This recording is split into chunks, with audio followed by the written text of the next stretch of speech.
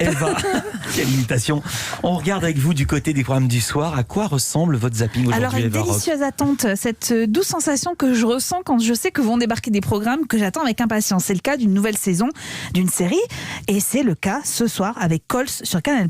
Cols, c'est une expérience. C'est la première série sans images, que des conversations, que des sons, enfin presque, parce que sur votre écran apparaissent les prénoms des protagonistes qui parlent, leur dire également, comme des sortes de sous-titres, des indications scéniques parfois, on devine des brins de lumière de temps en temps, et cette absence d'image, elle a un pouvoir incroyable, celle de nous maintenir devant l'écran totalement fascinés.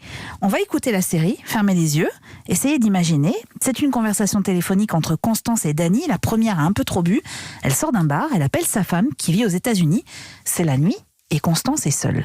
Je crois qu'il y a 3 mecs qui me suivent. Quoi? Il y a 3 mecs qui me suivent. Mais comment tu sais qu'ils te suivent? Je crois qu'ils étaient au bar là. Ah ok, bah, peut-être qu'ils étaient juste au bar, mais ça veut pas dire qu'ils te suivent. Ils ont tourné. Mais comment ça? Ils sont dans la même rue que toi là? Oui. Ok, bon, écoute, je pense que... Barrez-vous. Tu Constance... Fils de pute. Mais arrête Constance, tu les provoques. Cassez-vous, putain. Constance. Et la suite est angoissante, effrayante. Alors attention avec Cols, les images que vous allez imaginer peuvent heurter la sensibilité d'un public non averti. C'est le leitmotiv de la série qui est né dans le cerveau d'un surdoué, Timothée Hochet, qui a su fédérer autour de lui un casting de luxe pour incarner réellement ses voix. Karine Viard, Anaïs de Moustier, Jérôme Niel ou encore Philippe Rebaud. C'est un ovni de 7 épisodes, d'une quinzaine de minutes chacun, à découvrir dans l'ordre si vous voulez comprendre cette histoire. La série la plus originale et réussie que je connaisse, c'est à écouter très fort dans vos oreilles. Et puis il y a un autre programme que j'attendais parce qu'il est de saison et que M6 nous fait ce cadeau chaque année. Et voici Nathalie, nouvelle, comme vous. Enchanté Nathalie. Ravi David. Monsieur le ministre. Merde, comment j'ai pu dire ça? Et en plus j'ai dit merde, 2 fois de suite. Oh monsieur, toutes mes excuses. C'est pas grave, voyons. Vous auriez dit putain, là nous aurions été dans la merde. Ça c'est vrai. J'avais le pressentiment que le premier jour j'allais merder comme une conne. Bertrand Chameroy. Love Actually Mais avec oui. la voix de Hugh Grant par Oui. Thibaut de Montalembert. Exact, Oh là bien là. joué.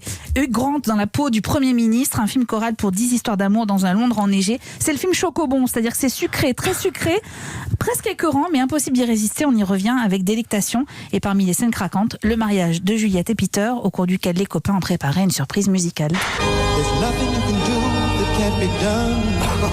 There's nothing you can say that can't be sung.